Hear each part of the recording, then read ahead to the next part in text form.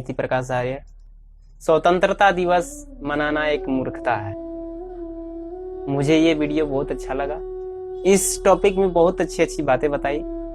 मैं उत्तम प्रकाश जी से जानना चाहता हूँ। और बहुत सारे जो है लोग भी ये सोच रहे हैं कि जो है जनसंख्या नियंत्रण होना चाहिए, और कुछ लोग ये भी सोच रहे हैं कि जनसंख्या नियंत्रण नहीं आना चाहिए। आप इसके बारे में क्या सोचते हैं? जनसंख्या का वृद्धि जो है ना, वो एक प्राकृतिक प्रक्रिया है, ठीक है। और मुझे ऐसा लगता है कि प्राकृतिक प्रक्रियाओं को रोकना ये ठीक नहीं है, ठीक है। अच्छा, मान लीजिए कि जनसंख्या नियंत्रण कानून आ जाए, मान लीजिए ऐसा आ जाए, तो इसमें होगा क्या? अधिक से अधिक यही हो सकता है कि सरकार जो सरकारी सुविधा देती है आम जनता को, वो नहीं देगी। ऐसा हो सकता है कि वो कह सकती है कि भाई मैट्रिक का पेपर आपको नहीं देना है, ठीक है। मतलब 2 बच्चे या 3 बच्चे या 4 बच्चे के बाद अगर जो बच्चा होगा उसको सरकारी सुविधा नहीं दी जाएगी, ठीक है जी।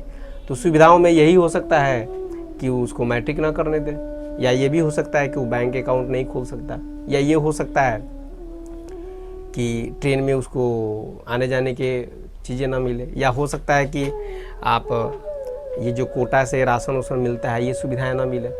इस तरह की जो कुछ सरकारी सुविधाएं हैं, या ये भी हो सकता है कि पैन कार्ड उसका इशू ना हो, आधार कार्ड ना बन पाए, इस तरह की चीज़ें हो सकती है, ठीक है। लेकिन अगर मान लीजिए कि सरकार ये चीज़ें लाती है तो गलती तो माँ बाप की है, बच्चे की क्या गलती है? 2 बच्चे के बाद तीसरा बच्चा हो गया तो बच्चे के होने में बच्चे का अपना कोई योगदान तो है नहीं, हाँ, माँ बाप का योगदान है। अब बच्चे को ये सुविधा ना मिले तो बच्चे के साथ न्याय तो नहीं है ना। माने एक विद्यार्थी, एक युवक है या एक लड़का है जो दुनिया में आया और आपके देश में है, ठीक है, उसको पढ़ने का अधिकार आपने नहीं दिया। माने मैट्रिक ना करने देना मतलब क्या है? पढ़ने का अधिकार नहीं देना। उसके बाद उसको मान लीजिए कि आप कहते हैं कि भाई पैसा आप स्टोर ना करो, बैंक अकाउंट उसको खोलने से आपने मना कर दिया, या इनकम टैक्स से मना कर दिया, ये सारी चीज़ें मना कर दी, तो बच्चे के साथ न्याय तो नहीं हुआ ना। तो जनसंख्या नियंत्रण कानून आए और इस तरह की चीज़ें रोक दी जाए, मेरे विचार से ये ठीक नहीं है। अच्छा, मान लीजिए आपके कहने का अनुसार जनसंख्या नियंत्रण इस देश में नहीं आना चाहिए, तो फिर एक बात बताइए, जब हमारा देश जब आजाद हुआ था उस समय हमारी जनसंख्या मात्र 33 करोड़ थी। आज जब पहली बार जब जनसंख्या गणना हुआ इस देश में 1951 में, उस समय हमारी जनसंख्या 36 करोड़ थी। फिर वो बढ़ते बढ़ते 2001 में जब वो जनसंख्या 107 करोड़, ठीक है। एक के बाद 11 में जनसंख्या गणना हुआ, उस समय हमारी जनसंख्या 107 करोड़, और आज हम लोग लगभग 135 करोड़ के आसपास में। 2011 में जो हुआ था जनगणना, वो 107 121 करोड़, 121 करोड़ थी। 121 करोड़ थी। और फिर अब 2021 में होने वाली है। हो सकता है जब 2001 से लेके 11 में हम लोग 14 करोड़ बढ़े हैं, उस हिसाब से मान लीजिए तो हम लोग इस समय 135 करोड़ हो जाएंगे।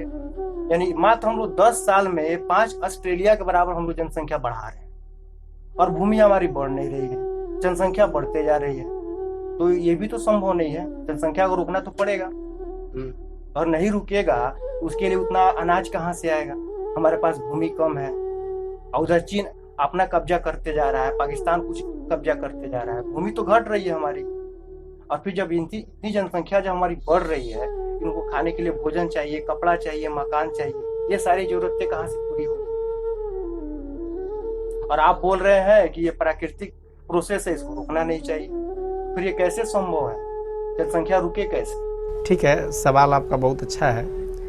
तो अगर इस विषय में विचार करें तो उपाय तो होना ही चाहिए, उपाय तो वो होना चाहिए। अगर मैं अपने विचार से अगर मैं बताऊं आपको या सोचूं, तो इस देश में जनसंख्या का जो है ना केंद्रीकरण ज़्यादा हुआ है। शहरों की संख्या लगभग 800-900 है, और गाँव की संख्या लगभग 6 लाख 6.5 लाख के आसपास है। तो हुआ ये है, गाँव में जब रोजगार का अभाव हुआ तो ये लोग कहाँ आ गए? शहर में। और शहर के किनारे किनारे ये बस गए, जहाँ पर ट्रैफिक या ये चीज़ें बढ़ी, भीड़ बढ़ा, ठीक है ना। अब एक बात बताइए, जो व्यक्ति गांव में काम नहीं मिला, शहर में आया और शहर में भी काम के लिए दौड़ रहा है, ठीक है ना, काम नहीं मिलेगा तो वो क्या करेगा? जनसंख्या नहीं बढ़ाएगा तो क्या करेगा? भाई काम करेगा तब ना रात में जाके सोएगा, है कि नहीं? अब मान लीजिए काम ही नहीं करेगा, निकम्मा बैठा रहेगा तो रात में क्या करेगा जी? जनसंख्या बढ़ाएगा कि नहीं बढ़ाएगा? आप उसको काम दीजिए, जनसंख्या रुक जाएगा। ऐसा भी तो नहीं है कि जिसको काम मिल जाए वो जनसंख्या ना बढ़े। ये एक बात हुई, ठीक है, आपकी बात ठीक है। अब रही दूसरी बात कि कुछ लोग ऐसे भी हैं इस देश में जो जानबूझ के जनसंख्या बढ़ा रहे हैं। हाँ, जानबूझ के, मतलब आप उनको अगर कहते हैं कि मैट्रिक तुम मत करो तो कहेगा नहीं करेंगे। उसको कह दीजिए कि आप जो है बैंक में अकाउंट नहीं खोलो तो कहेगा ठीक है नहीं खोलेंगे। उसको कहेंगे कि पैन कार्ड न लो तुम तो कहेगा नहीं चाहिए। लेकिन वो अपनी जनसंख्या रोकने में वो पीछे नहीं रहेगा, वो अपनी जनसंख्या बढ़ाएगा। वो चाहता है कि मेरे 10 हों, 15 हों, 20 हों, है कि नहीं जी? उसको आपकी सरकारी सुविधा से कोई मतलब नहीं है। उसको कैसे रोकेंगे आप? अगर ये कानून पास भी हो गया तो उसको कैसे रोकेंगे? सवाल ये है ना जी। वास्तविक सवाल तो उसको चाहिए ही नहीं, वो पढ़ना ही नहीं चाहता है। वो तो आपका चप्पल साफ करने को तैयार है कि नहीं? लेकिन वो अपनी संख्या कम करने को तैयार नहीं है। क्या करें ऐसा कि जनसंख्या भी कंट्रोल हो जाए, कानून भी इस तरह का ना लाना पड़े जिससे नेचुरल प्रक्रिया में बाधित हो? क्या करें? सवाल मुख्य रूप से सवाल ये है। मैंने इस विषय पर बहुत विचार किया और अंतिम मेरा निर्णय यही आया कि सरकार एक प्रक्रिया जो चल रही है देश में, जो प्राकृतिक नहीं है, अप्राकृतिक प्रक्रिया है, उसको अगर हम कर दें, उसको प्राकृतिक कर दें तो समस्या टल सकता है। जहां तक मैं सोचता हूं, सरकार ऐसा करे कि जमीन के वैल्यू को 0 कर दे। जमीन है ना, जमीन के वैल्यू को क्या करे? 0, शून्य कर दे। मतलब आप जमीन खरीद नहीं सकते और जमीन बेच नहीं सकते। इस देश में कोई भी जमीन खरीद नहीं सकता और कोई भी बेच नहीं सकता। मतलब आपके पास 1 बीघा है, 20 आपके बच्चे हो गए तो उस 1 बीघा में ही रहेंगे, आप नया जमीन नहीं ले सकते, ठीक है? और वास्तविक रूप से देखा जाए तो जमीन ना कोई बेचता है ना खरीदता है। क्या करते हैं हम? कागज के टुकड़े को बेचते हैं और कागज के टुकड़े को खरीदते हैं, ठीक है ना? उसी पर सरकारी मोहर लगता है, उसी को हम जोगा के रखते हैं, उसी को लेके जाते हैं कोर्ट कचहरियों में। अगर ऐसा हो जाए, मान लीजिए कि इनकी संख्या 20 करोड़ है और मेरी संख्या 80 करोड़ है, ठीक है ना? आइए अपनी संख्या बढ़ा रहे हैं, मैं भी अपनी संख्या बढ़ा रहा हूं। मेरा जमीन मेरे पास रिजर्व है, मैं इनको नहीं दे सकता। इनका जमीन इनके पास रिजर्व है, ये हमको नहीं दे सकते। तो इनकी जनसंख्या बढ़ेगी, उतने में ही रहना है इनको। अब मेरी जनसंख्या बढ़ेगी तो मुझे उतने में रहना है। तब क्या होगा पता है आपको? कोर्ट कचहरियों में 80% 90% विवाद है ना, जमीन के कारण है, ठीक है ना? ये वकालत जो चल रहे हैं ना, ये सारा रोजगार बंद हो जाएगा एक नियम पर। और बड़े बड़े जो नेता लोग हैं, इनके पास भी जमीन बढ़ती जा रही है। हजारों हजार एकड़ जमीन इन्होंने अपने नाम कर रखा है। सरकारी जो विभागे हैं या सरकार जो है ना, आम जनता से, सामान्य नॉर्मल किसानों से है ना, जमीन ले लेती है कंपनी खोलने के नाम पर, ठीक है जी? तो जमीन कम किसका हो रहा है? 80% वालों का कम हो रहा है, 20% वालों का नहीं हो रहा। ये नहीं, ये क्या कर रहे हैं पता है आपको? ये संख्या में 10 हैं, 15 हैं, एक ही परिवार में जाते हैं, पैसा कमा के लाते हैं, मुंह मांगा पैसा देते हैं आपको, जमीन आपका ले लेते हैं और धीरे धीरे उस पूरे इलाके में इस तरह से बस जाते हैं कि उन इलाकों के लोगों को छोड़ के उस जगह जाना पड़ता है, ठीक है ना जी? जब आपके पास उस कानून में सब आए, एक समुदाय विशेष ना है, स्वयं सरकार भी उस कानून का पालन करे, वो भी आए उसमें। इससे सबसे बड़ा फायदा ये होगा ना कि मैं शहर से 30 किलोमीटर 40 किलोमीटर दूर गांव में मेरा घर था, मैं पढ़ लिख करके IAS बन गया, IPS बन गया, बहुत बड़ा अधिकारी बन गया, मेरे पास पैसा की कोई कमी नहीं है, लेकिन मैं जमीन नहीं खरीद सकता, मैं शहर में जाकर बस नहीं सकता, मैं अंततः कहाँ जाना पड़ेगा मुझे? उसी मूल गांव में जाकर के मुझे रहना पड़ेगा, और मेरे द्वारा कमाया गया पैसा वहीं खर्च होगा, उसी गांव में। या तो मैं अपना उसी घर को बनाऊंगा, ठीक है ना, या अपना जो रिजर्व जमीन है उसी में मैं कुछ करूंगा, ठीक है ना, और उसी गांव में करूंगा, बाहर नहीं करूंगा। गांव के लोगों को रोजगार मिलेगा। और जिसके पास जमीन ज्यादा है ना, उसको अभिमान नहीं होगा इस बात का कि मेरे पास ज्यादा है, ठीक है ना। जिसके पास कम है उसको अफसोस नहीं होगा कि मेरे पास कम है, ठीक है। अच्छा, अब रही बात, आप जमीन ज्यादा है आपके पास, आप उसको बेच नहीं पाइएगा, ठीक है ना। आपके पास दो ऑप्शन है, या तो उस जमीन का यूज करें, यूज क्या करेंगे, आप उसमें कुछ बना के किराए पर दे सकते हैं, ठीक है। नहीं तो क्या करेंगे, उसको कुछ उत्पादन करेंगे। खाली जमीन आप नहीं छोड़ सकते। खाली जमीन छोड़ना है ना, ये अपमानित बातें हो जाएंगी समाज में। फिर लोग क्या करेंगे, फिर हिंदुओं में एक परंपरा विकसित होगा जमीन दान करने की। क्यों? क्योंकि हर व्यक्ति के अंदर लोकेशना होता है, वो प्रतिष्ठा चाहता है। आज प्रतिष्ठा आपके जमीन बढ़ने से है, लेकिन उस समय प्रतिष्ठा जानते हैं क्या होगा? जमीन दान करने से होगा। जमीन दान करने से आपकी प्रतिष्ठा बढ़ेगी, और जमीन दान करने की परंपरा शुरू होगी इस देश में, ठीक है ना। तो आपके पास एक ही ऑप्शन रहेगा कि जितना है उतना ही में जीना है, इसको ना बढ़ा सकते हैं ना घटा सकते हैं। तो आपको ये समझ में आ जाएगा कि मुझे जो है ना अपना जनसंख्या कम ही करना पड़ेगा। जितना कम संतान हो उतना ही मेरे लिए ठीक है, ठीक है जी। अब इसमें सवाल आप एक और कर सकते हैं, अगर आप लोगों के मन में हो ना हो, मेरे मन में आया है, मैं बताता हूँ। सवाल आपका ये हो सकता है कि मान लीजिए कोई गरीब व्यक्ति है, उसको अपनी बेटी का शादी करना है, उसके पास दूसरा कोई ऑप्शन नहीं है, दहेज देना है, ठीक है जी। तो जमीन को बेच के दे सकता था, नहीं, तो साधन खत्म हो गया। अब तो साधन खत्म हो गया। अगर ये कानून बन गया तो खत्म हो गया। ये कानून बना तो सबके लिए खत्म हो गया। नेता जो है, नेताओं के पास हजारों एकड़ जमीन पड़े हुए हैं, वो आया कहां से? खरीद के उन्होंने लिया है कि नहीं?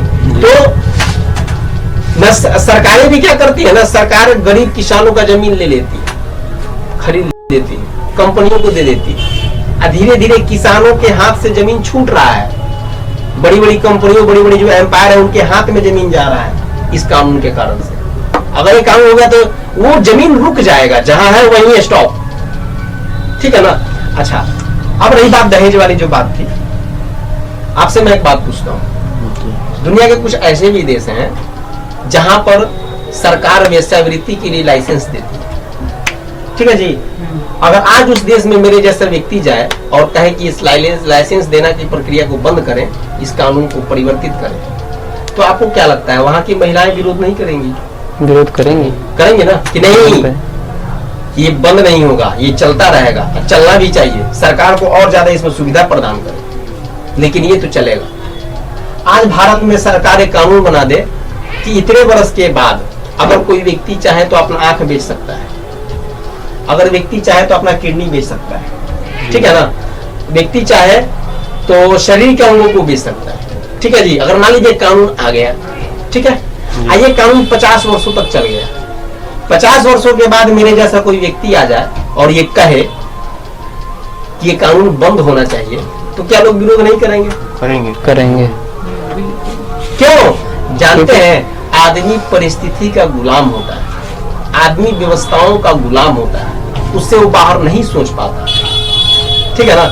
ये जमीन बेचने खरीदने की प्रक्रिया बहुत पुरानी नहीं है, ये पिछले कुछ वर्षों से चली है, ठीक है जी। अंग्रेजों ने इसको शुरू किया। क्यों? क्योंकि अंग्रेजों को यहाँ रहना था, इनकी जमीनों पर कब्जा करना था, ठीक है ना।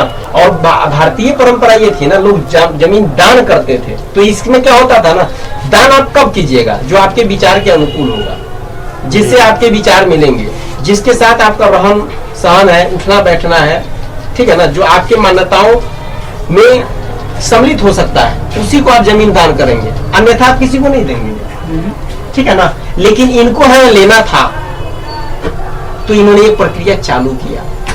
अब परिणाम क्या हुआ? धीरे धीरे धीरे धीरे धीरे है ना, आपकी बस्ती में ऐसे लोग आ जाते हैं जो माने आपके संस्कृति के अनुकूल नहीं है। परिणाम क्या होता है? धीरे धीरे वो सब बस्ती खाली हो जाता है, धीरे धीरे वो एरिया खाली करना पड़ता है आपको, समस्या है आपके लिए। तो ऐसा कुछ कानून बने कि आपका भी रास्ता बंद और उनका भी रास्ता बंद और सरकार का भी रास्ता बंद, सबके लिए एक मार्ग खुले। और सबके लिए एक मार्ग क्या होगा, ना कोई बेच सकता है, नहीं तब जानते हैं क्या होगा, तब ये दान की प्रक्रिया शुरू होगी। ठीक है, तो मेरे विचार से मैं अपनी बात अगर कहूं आप लोगों से, तो सरकार को कुछ ऐसा नहीं, हाँ ये हो सकता है कि ये कानून अचानक नहीं आ सकता, लेकिन धीरे धीरे कुछ ऐसी पॉलिसी बनानी चाहिए और धीरे धीरे इस पटरी पर आना चाहिए कि जमीन बेचने खरीदने की परंपरा धीरे धीरे समाप्त हो। जब ये चीजें आएंगे ना, तो स्वाभाविक रूप से लोगों को अपनी जनसंख्या कम करना ही पड़ेगा, दूसरा और कोई मार्ग उसका नहीं रह जाएगा। और उस बच्चे के साथ अन्याय भी नहीं होगा जो 3-4 के बाद आने वाला है, क्योंकि लोग मेंटली प्रिपेयर हो जाएंगे कि मेरे पास संसाधन इतना है और इतना ही में जीना है और इतना ही हमारे परिवार में बंटने वाला है। ठीक है ना जी। तो जानते हैं अगर बच्चा 1 से ज्यादा हुआ, 2 से ज्यादा हुआ, 4 से 5 से ज्यादा हुआ, तो बच्चे ही माँ बाप को कोसेंगे। जब आपको पता था तो आपने इतनी संख्या बढ़ाई क्यों? तो बाप ने तो गलती कर दी, बेटा गलती नहीं करेगा। बेटे को ये सीख मिलेगी, बेटी गलती नहीं करेगी, चाहे उसका मान्यताओं में कुछ भी हो, लेकिन वो उसको रोकेगा। और सरकार भी दोषी नहीं बनेगा जी, सरकार भी दोषी नहीं बनेगा। अब भ्रूण हत्या भी नहीं होगा, भ्रूण हत्या पर भी कंट्रोल लगेगा, है कि नहीं? तो इस तरह का माने आप यूं एक समझ लें कि आपने दोनों काम कर लिया, जनसंख्या नियंत्रण का भी मार्ग बनाया, ठीक है, जमीनी विवादों के कारण कोर्ट कचहरियों में जो 90%, 80%, 70% जो केस चल रहे हैं, क्राइम जो हो रहा है जमीन के सामने रख करके, वो सब कुछ बंद हो जाएगा। ठीक है, और गांवों से जो शहरीकरण हो रहा है, आराम से लोग जमीन शहर में आकर के वो खत्म होगा, गांव में ही रहेंगे। अब परिणाम जानते हैं क्या होगा? अब नरकटियागंज से कोई चला और दिल्ली में, पटना में, मुंबई में अलग अलग जगहों पर जमीन खरीद के छोटा छोटा घर बनाना शुरू कर देते हैं। यहाँ गांव का जमीन छोड़ दिए, खेती का काम छोड़ दिए, अनाज का काम छोड़ दिए। वो नहीं भागेंगे, वो कहेंगे भाई जब यही रहना है तब यही कुछ न क्यों ना कर ले। अब मेहनत करेंगे, परिश्रम करेंगे, और जब मेहनत परिश्रम करेंगे तो स्वाभाविक रूप से जनसंख्या नहीं बढ़ेगी, है कि नहीं? तो मुझे ऐसा लगता है कि इस एक कानून को बनाने से रोजगार के भी कई मार्ग खुलेंगे। हालांकि रोजगार का कुछ मार्ग बंद होगा, जैसे जमीन खरीदने बेचने में जो बहुत सारे लोग लगे होते हैं, जैसे वकील बैठता है, सब रजिस्ट्रार है, इस तरह की जो चीजें वो तो बंद होंगी, लेकिन लोगों को, आम जनता को रोजगार का अवसर प्राप्त होगा। इसलिए मुझे ऐसा लगता है कि इस तरह का कुछ अगर प्रक्रिया बने, जमीन की वैल्यू को जीरो करें और जमीन खरीदने बेचने की जो कानून है इसको बिल्कुल खत्म कर दें। ना जमीन कोई खरीद सकता है ना बेच सकता है, तो शायद संभवतः कुछ अच्छा हो सकता है मेरे विचार से। लेकिन इसमें एक और समस्या है, जैसे अभी आपने बोला है कि जमीन की वैल्यू कम कर दिए, मतलब शून्य हो के समान हो जाए, तो जिसके पास 10 एकड़ 50 एकड़ जमीन है, वो तो उनको जो है पैसा चाहिए, वो अर्न क्या करेंगे? धन संपत्ति, सोना चांदी, यही अर्न करेंगे। तो ये भी कर सकते हैं कि उस संपत्ति की जगह पे जो है, अपनी जमीन पे जो है मकान बना करके, क्योंकि जिनके पास जमीन नहीं है और जनसंख्या बढ़ गई तो क्या होगा? वो तो ये चाहेंगे कि मुझे कहीं जो है स्थान मिले और मैं उसमें जा करके जो है किराया पर रहूं। तो जिनके पास 10 एकड़ जमीन है वो मकान बना करके उसको किराया पे चला सकते हैं, तो फिर से दान कैसे करेंगे? ना बता रहा होता है। देखिए, खाने का मतलब ये है ना कि मैं आपसे एक बात बताया कि हर व्यक्ति के अंदर लोकेशना की इच्छा होती है, ठीक है ना? आज जमीन के बढ़ने से ये बढ़ रहा है, लोकेशन है ना जमीन के, इतना कितना मकान, अरे कोई बहुत अमीर आदमी, हाँ इतना कितना मकान है, 5 किता है, 6 किता है, 8 किता, और वो जमीन खरीद रहे हैं, यहाँ खरीदे, वहां खरीदे, वहां खरीदे। तो इससे क्या हो रहा है ना, समानता नहीं बढ़ रहा है, असमानता बढ़ रहा है। क्या बढ़ रहा है? असमानता बढ़ रहा है।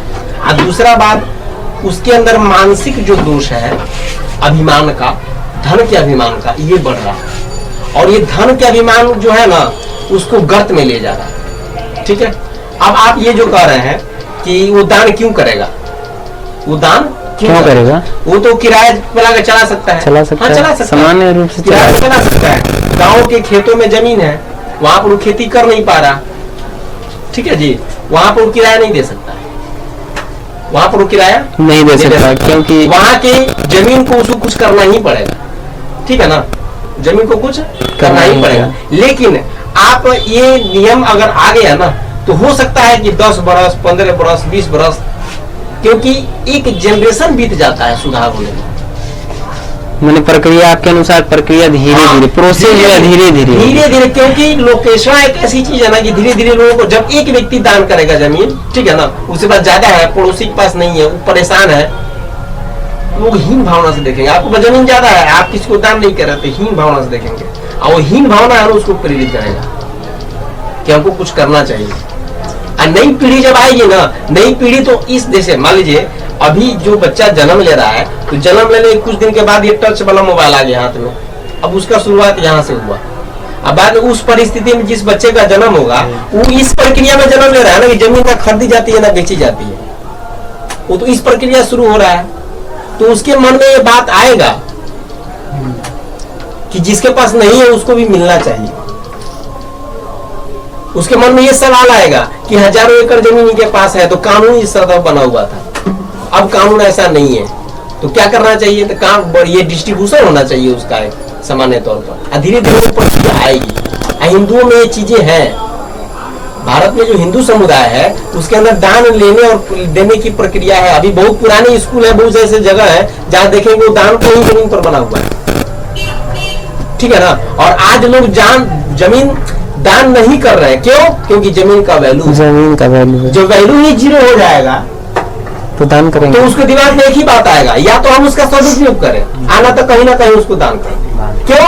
क्योंकि उसका महत्व नहीं है। उस शहर के बीच का जमीन है या खेत का जमीन है, बात दोनों बराबर हो गया। अच्छा, मान लीजिए आपके कहने का मतलब है कि जमीन ना खरीदा जाए ना बेचा जाए, तो मान लीजिए जिसके पास 1 बीघा जमीन हो, उसका भी तो परिवार बढ़ेगा ही ना। मान लीजिए वो जनसंख्या कंट्रोल करके चल रहा है, वो अब 2 ही संतान पैदा कर रहा है, फिर उसके भी 2 होंगे 4 होंगे, ऐसे बढ़ती जाएगी जनसंख्या, वो उतना ही जमीन में कैसे रह पाएगा? वो अधिक जमीन की आवश्यकता तो पड़ेगी ना उसको। यही तो हम कह रहे हैं, वो एक परिवार है, लेकिन उस परिवार का संबंध कई परिवारों से है, कई अलग अलग समुदायों से है, और उसको ये समझना है कि अब लेन देन की प्रक्रिया रखनी है। और लेन देन में पैसा नहीं आएगा बीच में, अब लेन देन में व्यवहार आएगा, अब लेन देन में विचार आएगा, अब लेन देन में आचरण आएगा। पहले क्या प्रक्रिया थी कि भाई भाई के बीच में जो है ना लेन देन की प्रक्रिया में पर्ची था, क्यों? क्योंकि उस पर्ची में जमीन छिपा हुआ है। तो यहाँ पर भी है ना, भाई भाई जो है, हम आप भाई हैं, जमीन का बंटवारा होना है तो पर्ची बना कर डालते थे, क्यों? क्योंकि जमीन का वैल्यू है। अब जमीन का वैल्यू 0 हो गया। अब हमको समझ में आ रहा है कि निकट भविष्य में मेरे साथ समस्या हो सकता है, तो हमको सबके साथ व्यवहारिक बना के रखना पड़ेगा, सबके साथ मिलकर रखना पड़ेगा। हम उसके साथ अन्याय नहीं कर सकते। आज दिमाग में फिट है कि मेरे पास पैसा है, वो क्या कर लेगा, हम कोर्ट में चले जाएंगे,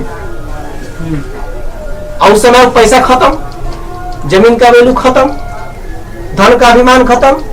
आपके पास 5 बीघा जमीन है तो आप बताते हैं मेरे पास इतना जमीन है, लेकिन सोना आप रखे तो कभी नहीं बताइएगा हमारे पास इतना सोना है, आप छुपा के रखिएगा। आप धन कमाएंगे तो उसका क्या मार्ग बनेगा? सोना खरीदिएगा, उसके अलावा और कुछ नहीं कर सकते। नहीं आप जो है आज एक ही ऑप्शन है ना, आप धन कमाते हैं तो जरूरत का कार खरीद लीजिए, गाड़ी घोड़ा खरीद लीजिए, और उससे भी ज्यादा होता है तो क्या करते हैं, जमीन खरीदते हैं, खरीदते हैं ना जी। आज जमीन के रूप में आप पैसा को सुरक्षित कर लेते हैं, वो 10 बरस के बाद वो दुगुना चरगुना हो जाता है, 5 गुना हो सकता है, कोई वैल्यू नहीं है, मेरी बात समझ। लेकिन अब तो 0 हो गया ना। अब आप एक ही काम कीजिएगा, सोना खरीदिएगा, और सोना कभी बताइएगा नहीं कि मेरे पास इतना है, तो अभिमान नहीं झलकेगा आपका। समझ गए बात मेरा?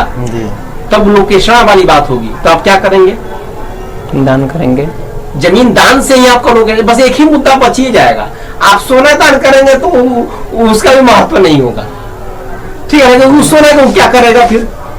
मान लीजिए हमने सोना को दान कर दिए, तो आप उस सोने का कर क्या लीजिएगा, क्या कीजिएगा? सोना का सामान खरीदिएगा खाने पीने के लिए, सामान खरीदिएगा घर बनाने के लिए, जमीन तो आप खरीद नहीं सकते।